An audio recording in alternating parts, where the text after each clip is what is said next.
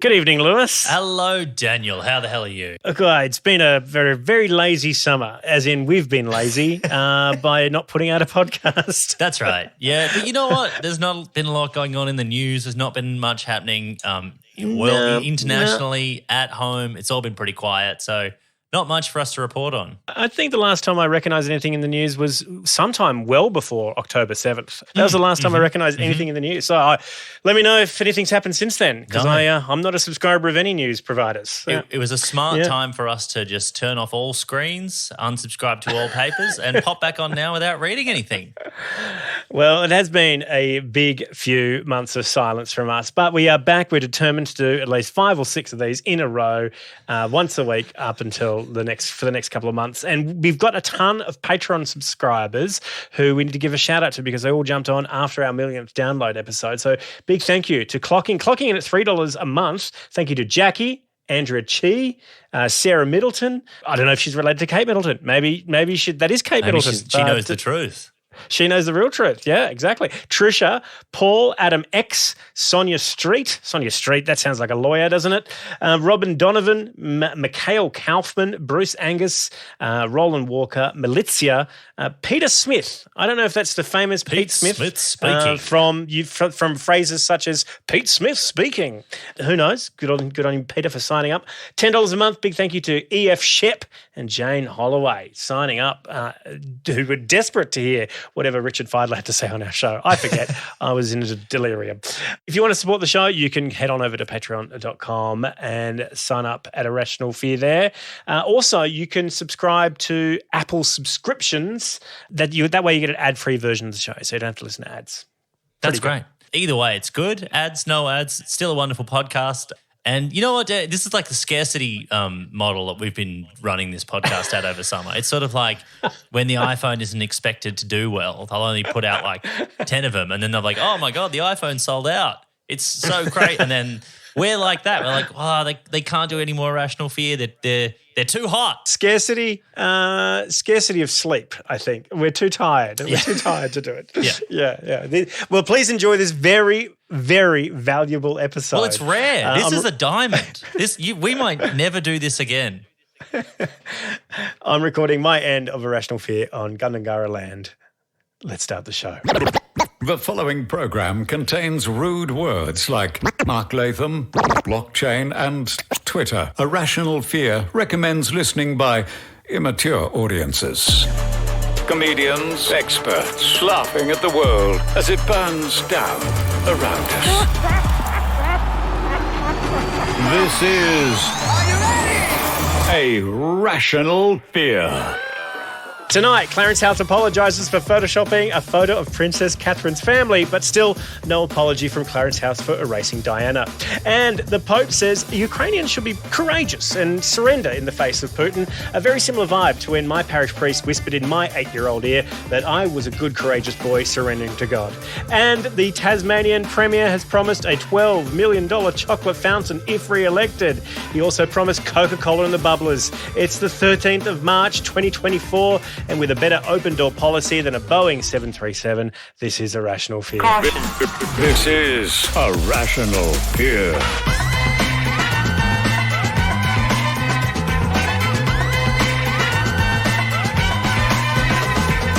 Don't forget to unplug your set. Welcome to Irrational Fear. I'm your host, the recently appointed board member for OpenAI, Dan Illich, and this is the podcast that takes the news and gives it a little bit of a tickle. And we're warming up with this 5-episode streak with a great interview with a couple of people who are no strangers to getting into trouble.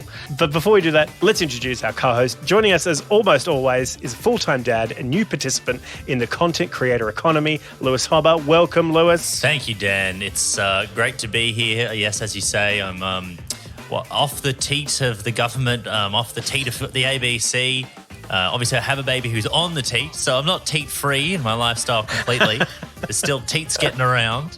But yeah, no, nice to be out here trying to just gobble down some of that corporate cash.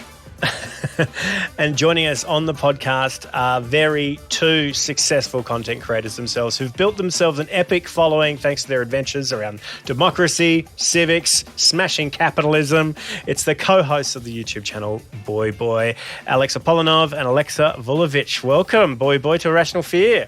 Hello, thanks for having us. This place is lovely. It's beautiful. Looks like my house. It's really great to have you guys because you've been so successful in kind of doing what, Lewis and I had previously done on television in a way that is so thought-provoking and interesting, but online to much greater success. Yeah, that's it. It's different numbers on YouTube, though. Like, I feel like 1 million views on YouTube is what the equivalent of like 50,000 on the ABC. Oh, great. Oh, that's great. There are like a million YouTubers right now who have never got 1 million who are just dying hearing you say that. They're like, so I'll just quit and kill myself. See, I'm the other way around. I have this illusion that like very important people watch the TV and like only just like shit kickers like me watch are on the internet. Old people. It's like in like 10 years there'll be no one left. So at the moment there are still like, there are very few people still watching the TV, but they're dying out. Their irrelevance is assured. Mm. The stat is absolutely incredible. I saw this thing on Mumbrella where it said last week on Australian TV, more than 50% of Australians under 40 did not touch the brands that are traditional TV providers, either online or on terrestrial. So that's like more than half of the country just isn't watching TV. That's incredible. Hot damn. So when we think about like the TV viewer is way under, like is like 40 is old and like no one's watching TV underneath. Is under 40. Like that's wild. That's wild. It's kind of beautiful. Yeah, so us. don't. It's wild, says the person who's made most of his career in television. It's kind of beautiful, says Alex, who's making an incredible career on YouTube. It is, and look, part of the reason why we wanted to get you guys on is you've recently had this video out. A few days ago when I reached out to you, I think it only had 50,000 views, but now it's gotten 2 million views in about 5 days. That's pretty wild. And essentially, you snuck into Pine Gap. Which is, for people who don't know, is a super secret CIA base in the middle of Australia that Australians pretty much don't get to go into at all. This is absolutely incredible. Tell us, why did you choose this as a stunt to pull for Boy Boy? It was really the only giant CIA base we had access to. The other ones are a lot harder you have to get a visa to go to the other ones. There is another one, though. There's one in like Exmouth. That's like a joint Perth, naval base. There's a bunch of weird bases here. Yeah, Gitmo wasn't on your list. Oh, it will be. I think we're going there after this video. Right. Yeah. When we go back to America, we're getting detained. Yeah, every time I hear a police siren come past here, I'm just like, Guantanamo Bay's next. I'm heading there. So, what's it like? Like for people who haven't seen the video, what's the security like? How hard is it to get into Pine Gap? Kind of easy. It's weird. I feel like we would have gotten further if we weren't very obviously filming what we were doing. So what happened was we put on suits, and our kind of idea was if we pretend we're working there, we'll kind of pull up with a van, and they don't get many protesters, so they'll just let us in. So when we first got up to the gate, they opened the first gate for us. So then we entered the base, so that was technically in the base and trespassing. Then we got to the second gate, and Aleksa spoke to the guy, and he opened the second gate for us. Yeah, it's very bizarre. Also, we picked the right time. It was like, I don't know, early in the morning. Everyone's rocking up in like a convoy, really drowsy, like, oh, another day, like running the world. This is so boring. Another day reading Australians' emails. Yeah, and I think everyone was just kind of going business as usual. We're all wearing suits, which actually wasn't what the spies were wearing there. No. Everyone was dressed much more casual than we were, which is probably the first giveaway. No, maybe that's why he opened the gate. He saw us and was like, Mr. President. The president. The big dogs are here. Yeah. On this podcast, we try to talk about a whole bunch of things like power, democracy, climate change. Sometimes we talk about Gwyneth Paltrow. One of the topics that has a reoccurring theme is sovereignty. There's kind of this open question about Australia and the forces that control our country. It's so weird. Like on paper, Australia is somehow like owned by the King of England. Financially, it's owned by the Chinese economy. But militarily, Australia is owned by the United States. And we are tied to this country through the ANZUS Treaty. It's funny because NZ is in the ANZUS Treaty, the name, but they actually left the treaty like in the 80s because they didn't like the way that the US decided to have nuclear ships go through their harbours. So they were like, no, we're out of here, no more, we're going. But still the name kind of implies that New Zealand is part of this. Do you reckon they were like, they hit up like Zambia, any other Z country, like, guys, we've got this, we've had all the T-shirts made. Can you guys come into this treaty? Get Zanzibar on the phone. And it's kind of like this weird kind of treaty. It's like it's a few hundred words, and there's this one line that every Australian politician kind of relies on to kind of link Australia's security to America. And it's in Article 4. And the Treaty of ANZUS says basically that each party declares that it would act to meet the common danger. That's the sentence that underpins all of our security. I've heard that declares sentence. that it would act to meet the common danger. There's no inference about military action or what kind of action. I'm pretty It's a lot sure. of wriggle room. I'm pretty sure I heard There that is a sentence lot. before on Lord of the Rings. Isn't that when the Fellowship, the first one? That is the line. Yeah. declares that it would act to meet the common danger. You have my axe.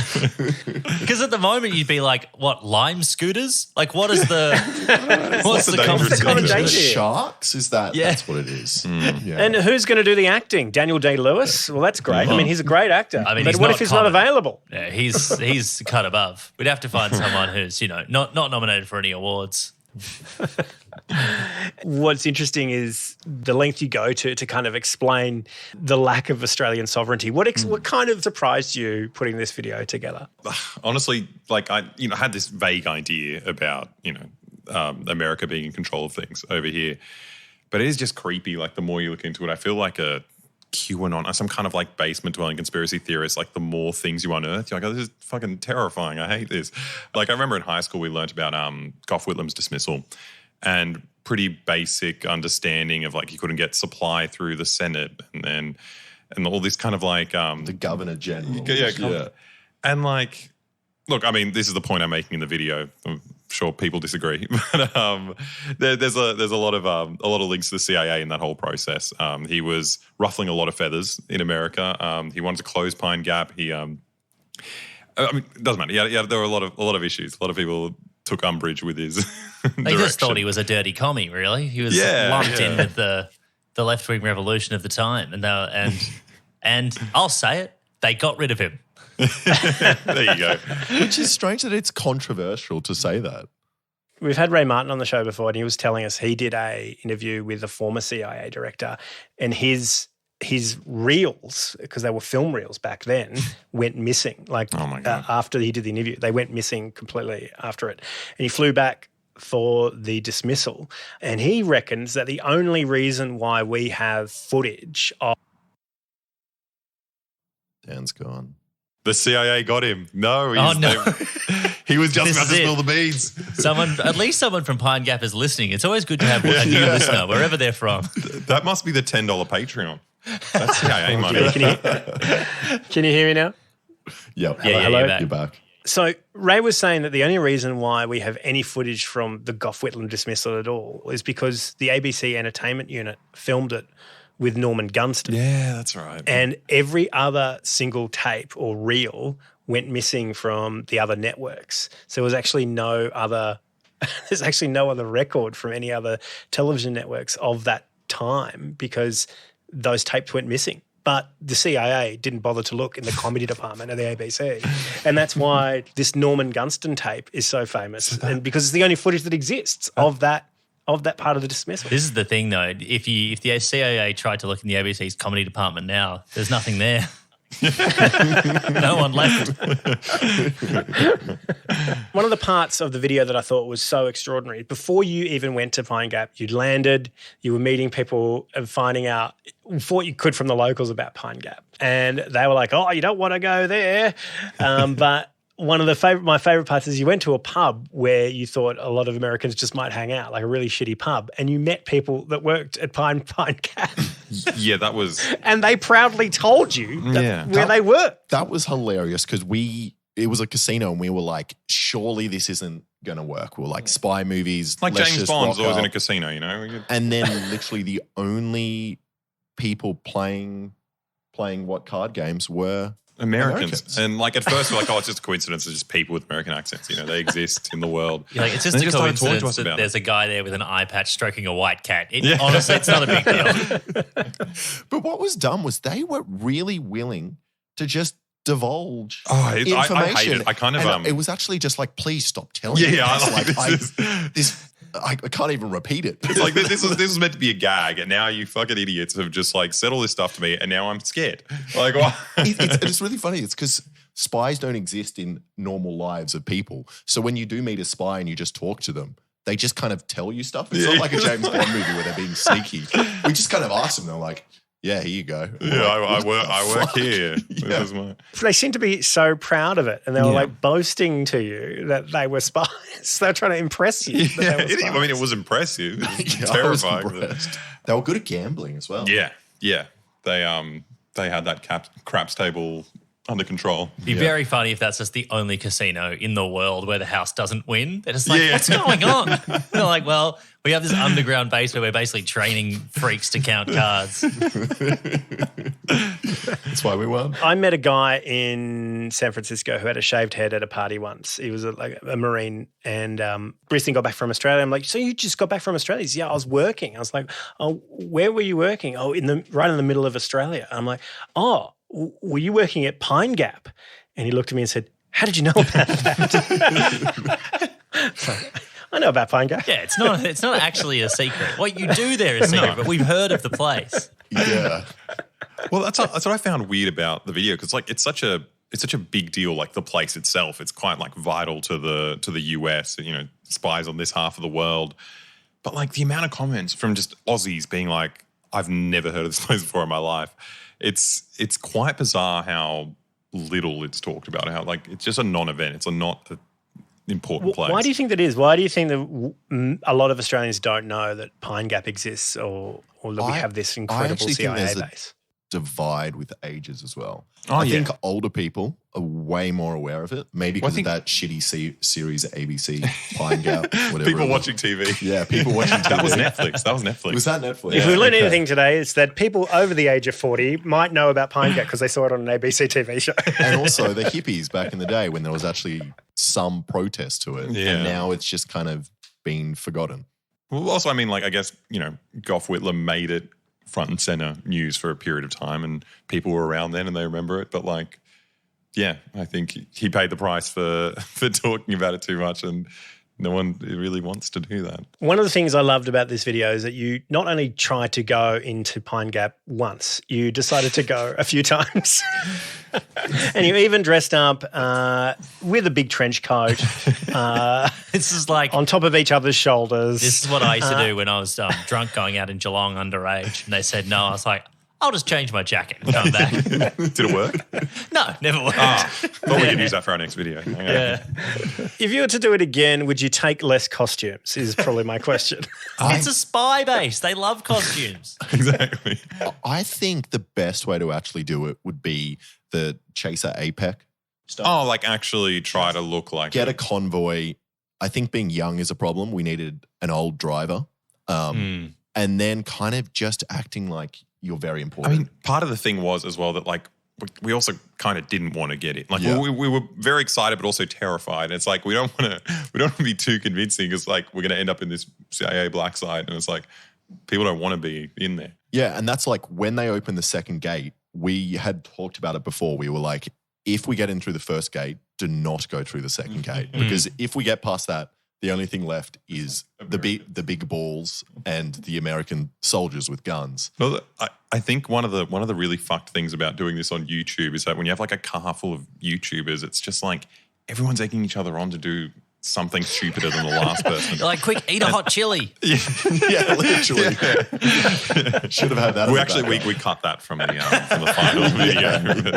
That's a Patreon exclusive. But it's that's why we kept coming back. It's like we left and we got detained there for however long, like a couple of hours, then we left.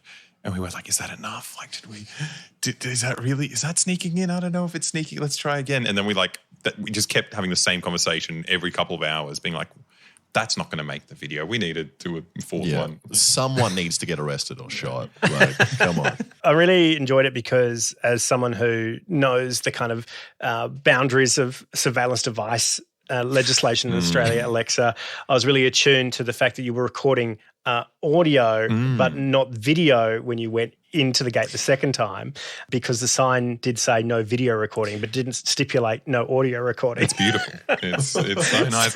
And also like putting an animation on top of it instead of using video footage is just cooler. We all become hotter when we're drawn. And funnier. Yeah. You can exaggerate our jokes. It's just better not to film anything, really.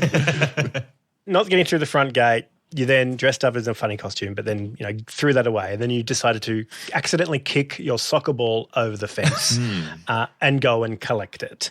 And then there was this beautiful scene where the three of you, because Friendly Geordies was with you as well, were traipsing through the outback, and then you simultaneously all chickened out at the same time. Yeah. Well, the closer we got, we realised that we were coming directly onto the back of a firing range, and it's not like even not as a CIA base, just in the most like the suburban firing range, you probably don't want to show up on the range unannounced. On the back of it. Yeah.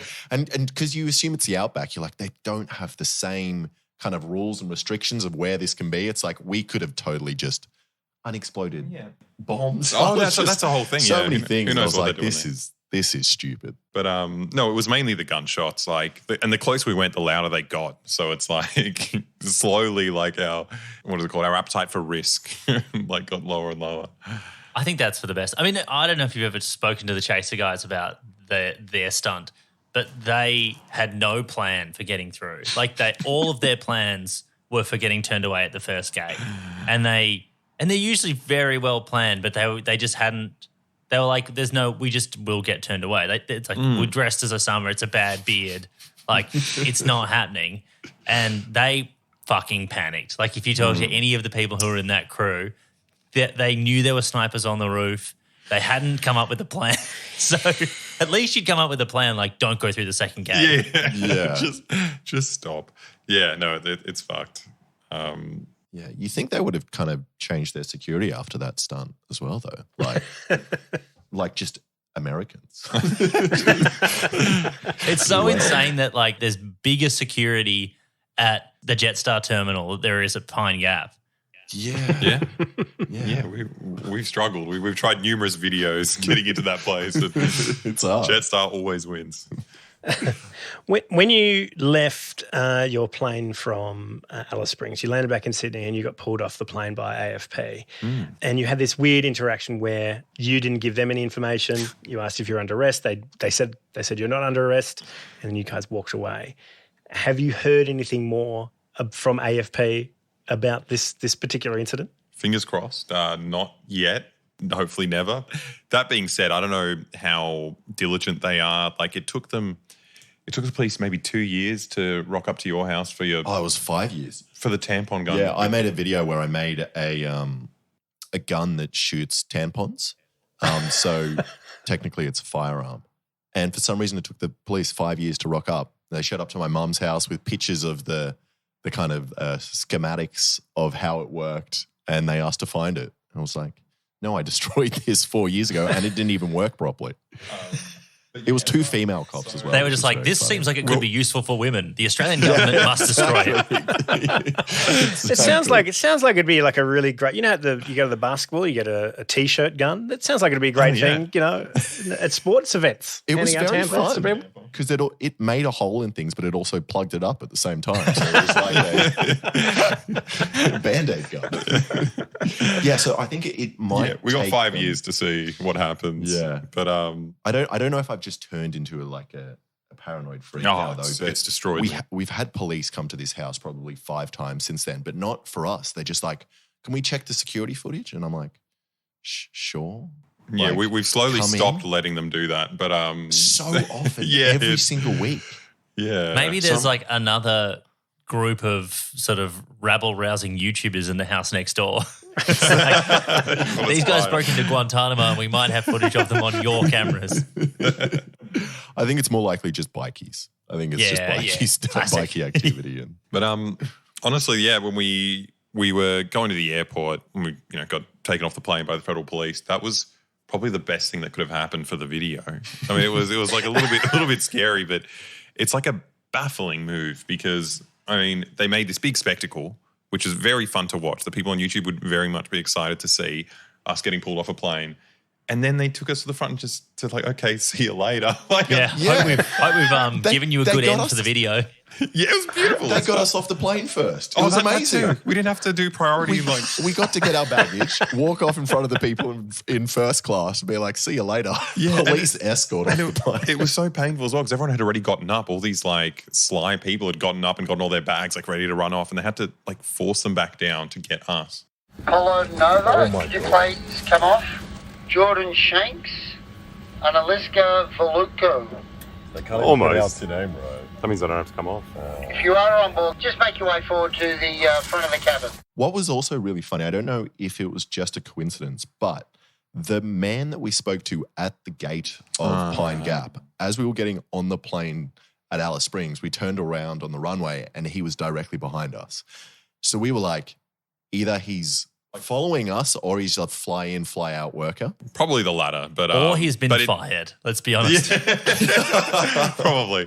What do you mean he was on the runway? Like he was behind us. Oh, like in as line. in you go on the runway to get up the stairs. Aboard the plane. He was on the same plane as us. And we were taking some selfies because we were just like, we have to document this fucking person is here. But I honestly think he was just a guy going home. But then the fact we put off the plane, I was like, maybe it's I don't know, it was odd. It's a weird thing, right? Because like you're in Australia, you're meeting American spies, like other countries' spies. You're trying to get into another country's base. It's not like, doesn't feel like it's part of the AFP's jurisdiction to do anything with you. Yeah, no. I mean, I would rather have the AFP come after me than than the CIA, but it is very odd that they're doing all this at the behest of like a foreign power. It's like that. Yeah. And then they also don't know what happens there, which is even stranger. Yeah. You think that if it was you're guarding this base, you would have some understanding of what goes on there. Maybe that's why they arrested you. They're like, tell us what happened there. Yeah. Like, just between us. What's going on? Well, that was the best thing because at the front gate, the security is also AFP, and the guy who was kind of detaining us there, he was quite funny. He kind of like made a joke. We're like, what goes on in there? He's like, I don't know. I'm not important enough to find out. And it's just, I don't know. It's a great kind of picture of the situation. We're just kind of like, I don't know, guarding this base in our own country, and no one knows what it is, what's going on in there. Yeah. It's very interesting. Great. That's so good. In 2016, I worked for Fusion in America, and we did a shoot in Utah, and we interviewed a Republican nominee who was going to go run against Trump, and then we had some time in our hands. We had a whole day up our sleeves. So we decided to go to Oak Bluffs, which is the big NSA data center in the middle of Utah, just about 30 Ks out of Salt Lake City. And the joke was that I was going to take a hard drive, some USB sticks and some DVDs and go and get Hillary's emails, because if anyone had a backup of Hillary's emails, it would have been the NSA. And we drove in, and like you, I was very cautious of signs and recording and things like that. And we drove in, we went past one sign that said guests and visitors and authorized people only. And we were like, oh, well, we know we could be a visitor. You could be a guest. So we drove. We could be a guest, yeah. And then there was another sign saying no cameras, no recording. then we turned around at that sign. So we got to the second sign, we turned around. And when we turned around, we had all of a sudden a huge car behind us honk its horn, race down the driveway and come up behind us. And we had a state trooper from Utah come up the driveway in front of us and wedge us with the car up front and car behind. And I had my producer was recording and and I was like, "Oh yeah, I'm here to get Hillary's emails. I've got a USB stick." And he's like, "Oh yeah, okay." And I said, "Oh, you can if you don't have the technology, maybe just a DVD. You can just burn me a quick DVD." He's like, "Are you?" He's basically, "Are you making fun of America's capability, sir?" And I was like, "No." And he actually had me like shitting my pants. I was. And I was like, I did all the comedy jokes I could, but I really felt for you, Alexa, because I'd been in that exact same situation. Americans are something in that case, else, I was not the sovereign identity. I was the person that was the spy. Oh my God. Anyway, that never made it onto YouTube. It's terrifying. I honestly think we would have cracked if it was an American accent, not an Australian accent. Well, Americans don't joke around. That's the thing. Like whenever you deal with what's it called, TSA, Or like the border security in border America. security, they they're are so staunch. brutal. And like cops in America, there's no like, Australian cops will be like, "Oh, how you going?" Like kind of light. American cops. I mean, are just they're like, they're naughty here too, Yeah. but at least they pretend to be a normal person. Yeah. Yeah. yeah, we got swatted in America. Oh my God. Which You get was swatted in America. we got swatted, Yeah. and it was just fucked because there's no talking to these men that are here. They like come with triggers, fingers on the trigger, pointing guns at you. It's fucking terrifying. And I was just like, this was in Australia. A cop would come to the door and like knock and be like, "What's happening?" Not just come guns drawn, pointing at you. Fuck. So when you opened the door, what were you looking at? Luckily, our friend had opened the door. It was his house. He was kind of like talking quite loudly with them, and we thought he was like joking around with some friends. And we had just been to like we'd just been to like an anime expo earlier. So we were dressed up as samurais. So we had swords. And Alex starts like running out with his I thought it would be katana. funny because I thought he was joking with the mate. I picked up the sword and started to run outside. Luckily, he turned around and saw me and was like, "Put down the sword." It's America. They don't fuck around. Yeah. And it was horrible out there. There was like 9 guys just all with their guns pointed at us. Like I'm coming out of the house with my hands up, terrified. And like it's frightening. And then after a couple of minutes of like discussions, and then they go in like search the house and do all their things. After a while, they're like, "Okay, you can put your hands down." And I was like, "No, my hands are up forever." It was so good. He stood with his hands. He didn't even have them up. He just had a T-pose. He stood like that for 15 minutes. Yeah, there's no literally way. There's refusing no to put them down. That's I could not that's move. actually a good workout. That's just good. Oh, fantastic. That's fucking crazy. You just went full fucking Leroy Jenkins with them. Well, I didn't know they were cops. It was a friend. Oh my God. That was horrible. So I think American police are very different. Yeah. They very serious. They don't like it when people dressed as samurais charge at them with swords. Yeah, what is that? What's up with that? Yeah, what do you that's thought with odd. that? Please, if you are wanting to see more, head on over to the show notes and click the link and check out Boy's video where they do get booted from Pine Gap. It's very, very entertaining. One of our Patreon subscribers has a bunch of questions for you. I think we've answered a few of them, but these come from Dim Simple. Obvious one, did you get your ball back? No. No. I really want it back, but I understand, speaking to my lawyer, I understand the risk of inciting others to get the ball for us. If there was some other way we could get the ball back, that would be really nice. It wasn't a cheap ball. It was like actually 40, expensive. 50 bucks. Wasn't it like branded like Lamborghini? It was a Lamborghini branded ball. I didn't even know they It was the only one we could buy in Alice Springs. Full black leather. Yeah. Conveniently Number looked like a 2, bomb. any further events or repercussions from that moment? Not really, apart from like mental health repercussions. Like initially the first like couple of weeks after it were terrifying. Like we were leaving our phones in separate rooms and talking, so like talking in the kitchen, and I don't know. It was just it was awful. Yeah. But What date did you actually record it? Like how long ago was it was actually a while back. It was we recorded it at the end of September last year. So then if you think you guys are about to do a podcast, this is what our video upload schedule is like. I mean, probably like 70% of it was laziness, but 30% of it was like legitimate legal fears. Like we had to have a lot of conversations with our lawyer before we had a piece that we could put on the internet. Yeah, and there's a lot of I did trust notice in the lawyer. video you decided to call the lawyer like, a few hours before you went to Pine Gap. That's something I would have done, a few weeks before going. Well, I think the thing is we were going to do it anyway. So then it was like, we should probably check. It's like the lawyer's just going to scare us. Like I'd rather Plus go you in. have that, like, I don't know if it's a legal term, but the I didn't know of it all. We just didn't know it was illegal, Your Honour. I don't know if that gets you off much, but I like to think that there's a these Australian scamps clause in most laws. Yeah, to be fair though, like we got legal advice. Now lawyer's like a bit of a funny guy anyway. Like I feel like whatever happens to us, he'll get in trouble first. We got a recording of him like telling us to just fang the gates. Like as soon as it opens, just drive full speed up to the station. So Have you seen the That's degree not good of this advice. lawyer? That's not very good advice. He also gave me advice on when after the police raided my mum's house for the tampon gun, because a lot of my videos involve making things that could be considered weapons. He was like, no, don't stop. Keep doing it. And I was like, that's what I want. Thank you. No, is this legal advice? He's an entrepreneur. The more dodgy stuff we do, the more like he gets to go to court. That's And it's Like, have you guys ever ridiculous. thought about, I don't know, making meth and dealing it? Don't stop. Just do it. That's great. I Is your sold lawyer meth at called a CIA Saul? base? 10 million views. Another question from the Patreon is, what was it like spending that much time with friendly Geordies in the middle of the outback?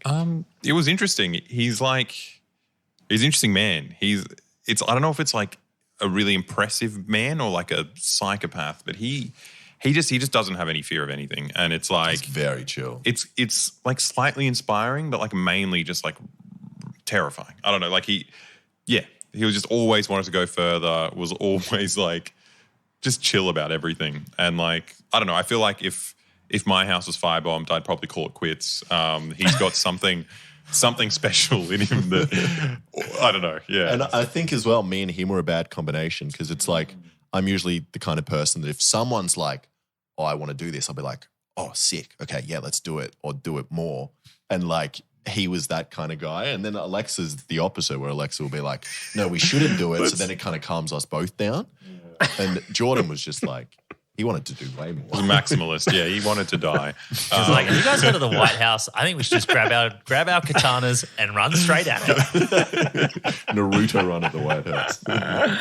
Oh, great. Well, Alex and Alexa, thank you for joining us on Irrational Fear and telling us this incredible story.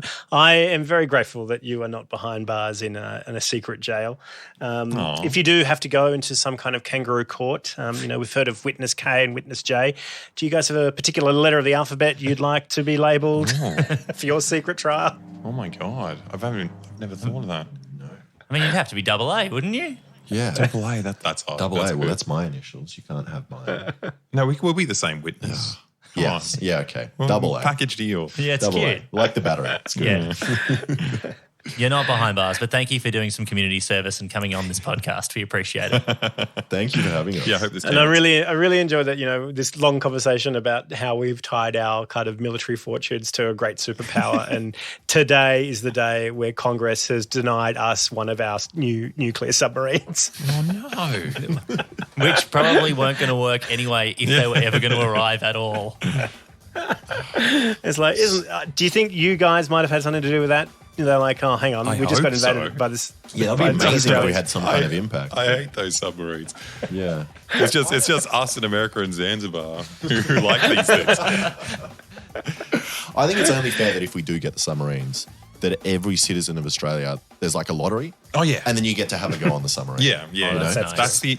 We're all paying for it. Taxpayer money. Yeah, come Give on. me a go on the submarine, please.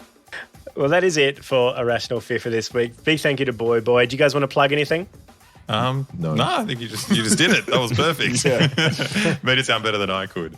Big thank you to Road Mikes and our Patreon supporters and Jacob Brown on the Teppanyaki timeline. Big thank you to you, Lewis. Oh, thank you, Dan, and also to you. What a joy to be back and to get our big streak of 5 to 6 episodes in a row off the ground. This is it, a big streak. Yeah, we got one under the belt. See you next week. We're like the UK Office these days. You know, you'll get 10 episodes in your whole life. Enjoy them.